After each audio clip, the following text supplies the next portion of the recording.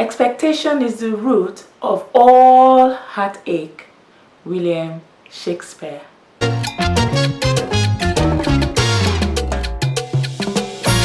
I have a story to tell, where I have been and where I am.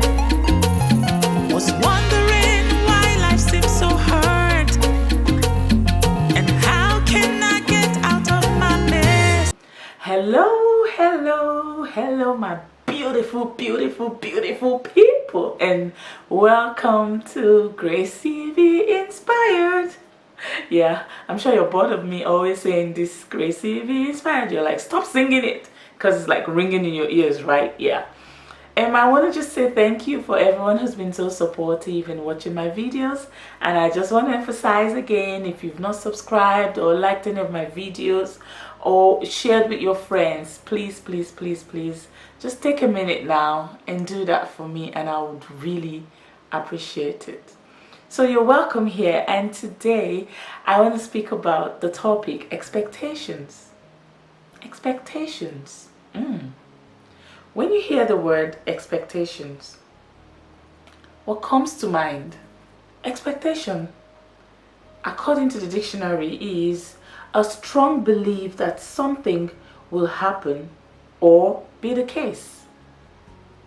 It's a strong belief that something will happen or be the case. Are you a fortune teller?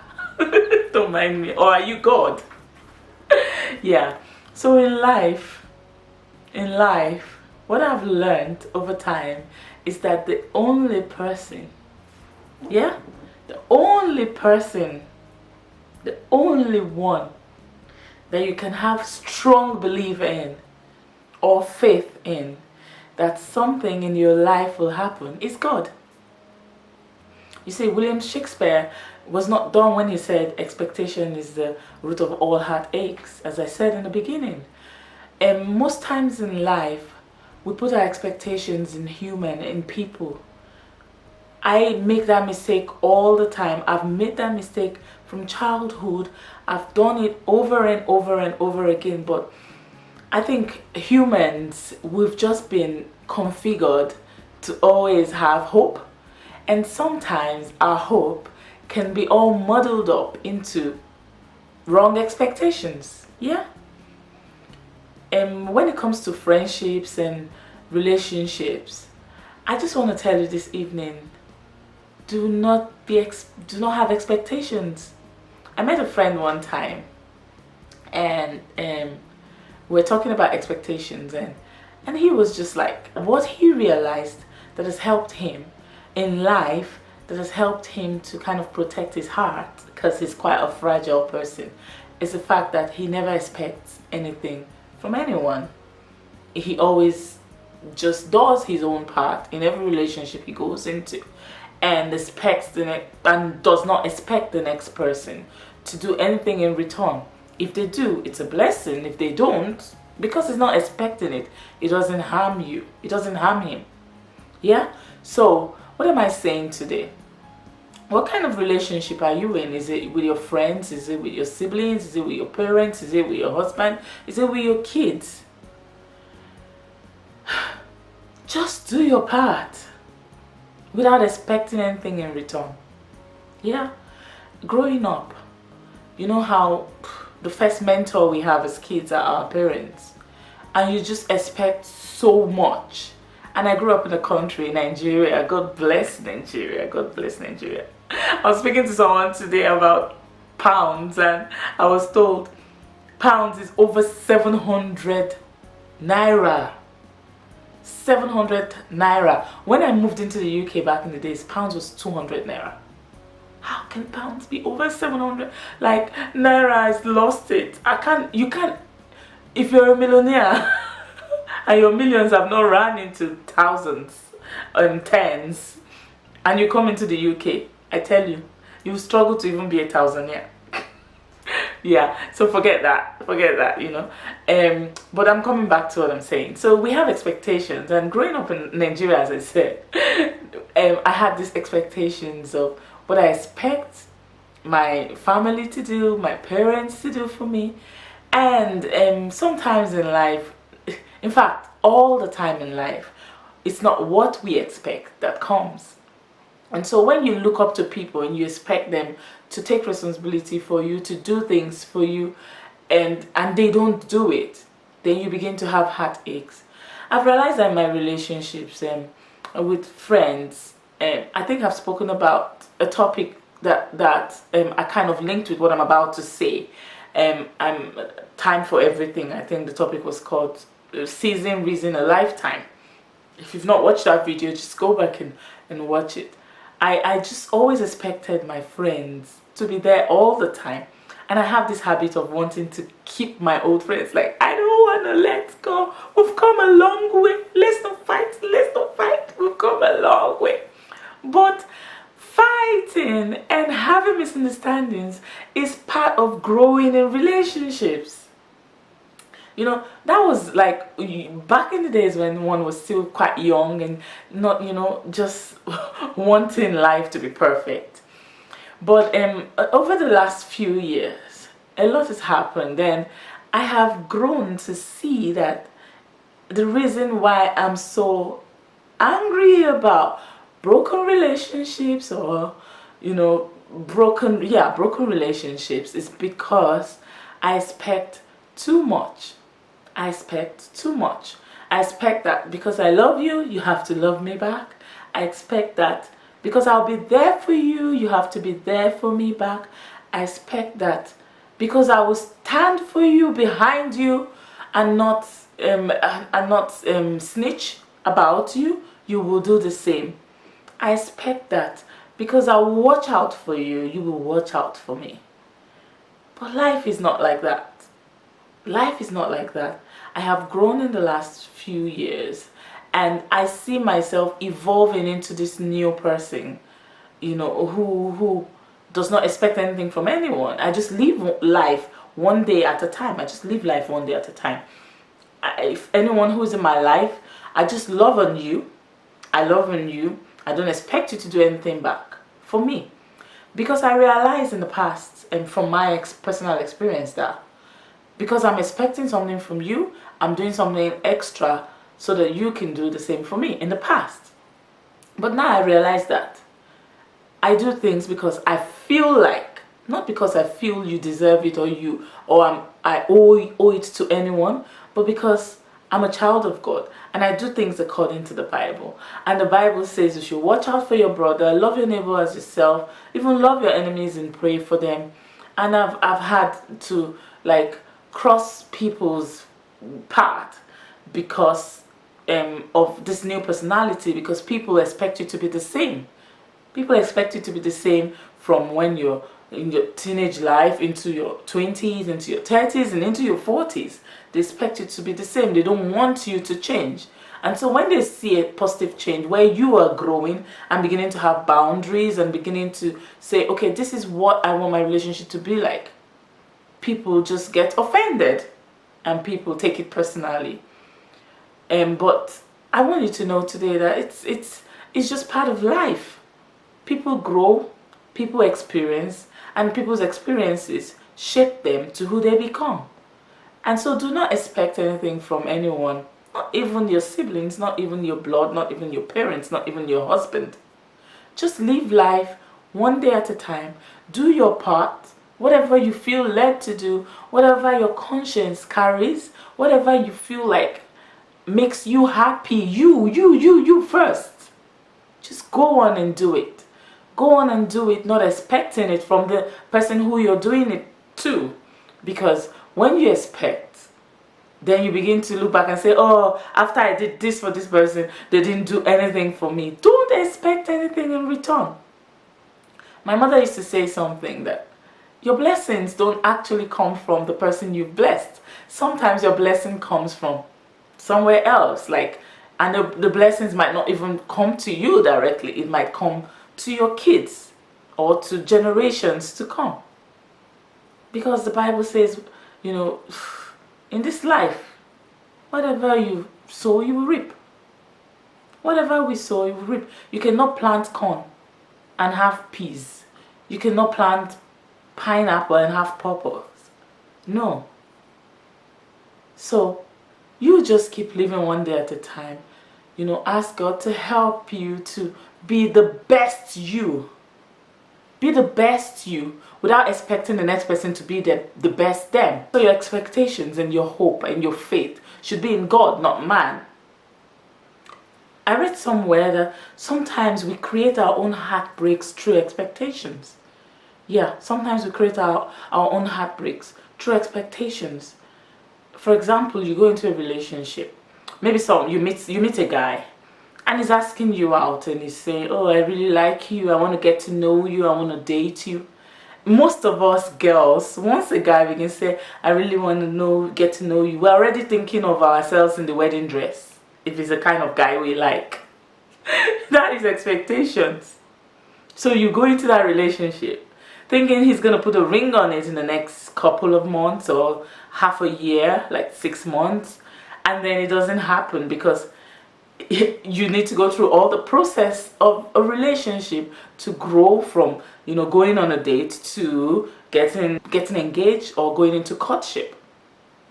And sometimes you might just go on few dates and realize that you're not compatible, but because you've put in your head that we're already in a relationship, the next thing is we're getting married.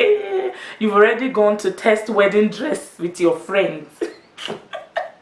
And you've been choosing designs of ring and that already in a relationship that you are just starting and you don't even know what's going on the person's mind. You've decided for them out of expectation.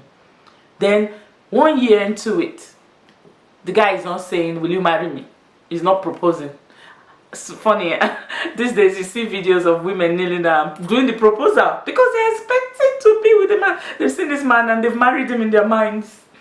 And then they're proposing to him. Yeah. And then maybe the man I watched a video one time where the girl was proposing to a guy she's been dating for a while and the guy turned her down and she was heartbroken because she was expecting that, this guy has shown love, he loves me, we are married. We're married and we have 6 children. No, we have 4, 2 boys and 2 girls. Me, as a person, I had expectations when I was getting married. Growing up, I always said, I want 2 boys and 2 girls, 2 boys and 2 girls. And then I got married, no child, not even 1. I started to tell God, I said, you know what? Anyone you give me, just give me a child. I don't mind 2 boys or 2 girls. You see? So I was heartbroken because I thought, I'm getting married at this age. By 30, I have my 4 children, 2 boys, 2 girls. I've planned my life. Am I God? So apart from relationships, your life too. In your life, just take 1 day at a time and ask God for the things you want and have faith in Him, He will do it. But always know that the answer will not always be yes. Because when you think God is always going to answer you yes, when He knows what is good for you or what is not, you now end up being heartbroken and saying, God, you did not answer me, you did not answer my prayers. After I prayed, I fasted, and I know I'm your child, I have served you, and then you are heartbroken.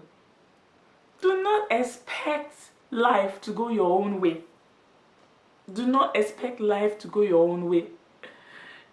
Because life is planned by God, not you.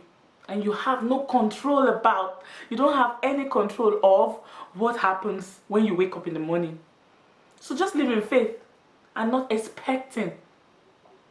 You know, as I was saying before I diverted about my own story of, having children, 2 boys, 2 girls. So this lady would have planned, oh, I've married this man. In fact, we're getting married on a boat cruise with just a few family members who are married. Then we have this beautiful family with 2 children, boy and a girl, all 4 children, 2 boys, 2 girls. And this is how my home is gonna be. My husband will be helping me in the kitchen. This guy will be cooking in the kitchen with me. We'll be doing love. He'll be opening the door for me. Fantasy life.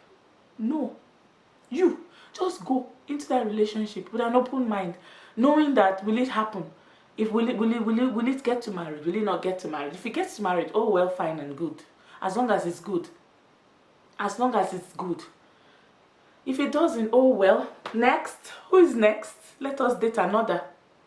in the kind of culture we grew up with, they'll say, oh, don't date too many men, no. It will give you bad reputation. They'll say you have dated this, you've dated that, you've dated that. Please, date many men. I, for once, am a testimony to that. Date as many. I'm not saying sleep around though, because I'm a child of God. You can date without sleeping around. You can get to know people without having intimacy with them. So you date and you decide if you're compatible, because it's this expectation that makes a lot of people, a lot of women and men make wrong decisions, because your family is expecting you, oh, at age 30 you meet the right woman, you get married. Once you get to that 30 and it's not happening, you will want to marry anyone, even when you're dating this person and you realize that we're not compatible. This person is doing this thing, I can't take this in a relationship. For example, I can't take cheating in a relationship. The guy will cheat on you. You'll be like, all men cheat. You'll be looking for cliches that just match your relationship. All men cheat. Let us just manage. Who says that when we leave this one, another one will come? Another one will come. Do not be afraid of your future, because God is your father. God is your father. Or you say, oh, he beats me. Yeah, he beat me once. Maybe it's because I was stubborn. Maybe when I'm calm. Or when we marry, I'm sure he will not beat his wife. Then you now patch. You now get married. And now realize that goodness. They are punching you every day and even end up in debt. Some people end up in bad relationships and they stay there because of the expectations of, what they want to satisfy other people.